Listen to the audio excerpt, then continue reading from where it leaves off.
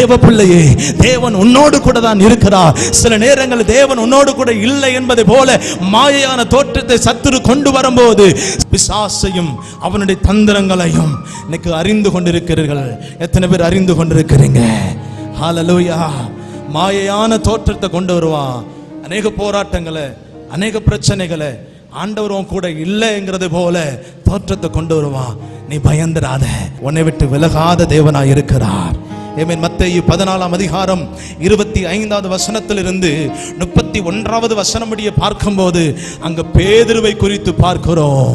ஆண்டவர் அந்த 4ஆம் ஜாமத்திலே கடலின் மீது நடந்து வந்தபோது இந்த பேதுரு பார்த்து பயப்படுகிறான். யாரோ என்று சொல்லி ஆண்டவர் சொல்லுகிறார், நான் தான் என்று சொல்லி பேதுரு சொல்லுகிறார், ஆண்டவரே நீரே என்றால் நானும் இந்த கடலிலே நடந்து வர வேண்டும் என்று சொன்னபோது ஆண்டவர் பேதுருவை பார்த்து சொல்லுகிறார், சரி வா, சரி வா என்று சொன்னபோது பேதுரு அந்த கடலின் மேல நடந்து போகிறான். நடந்த சம்பவம் என்ன தெரியுமா?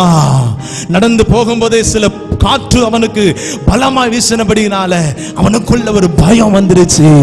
அவனுக்குள்ள ஒரு பயம் வந்ததுனால கடலிலே மூழ்கினவனாய் காணப்பட்டான். ஒரு தேவன் உன்னோடு கூட தான் இருக்கிறார். சில நேரங்கள் தேவன் உன்னோடு கூட இல்லை என்பதை போல மாயையான தோற்றத்தை சத்துரு கொண்டு வரும்போது, சில புயல்கள் வரும்போது, சில கலக்கங்கள் வரும்போது, சில காரியங்கள் உனக்கு விரோதமாய் நேரிடுகிற பொழுது, உனக்கு விரோதமாய் புயல் காற்றை போல உன் குடும்பத்தில் ஏதோ ஒரு சூழ்நிலை, ஏதோ ஒரு காரியம் உனக்கு விரோதமாய் வரும்போது பயம் வருகிறதே.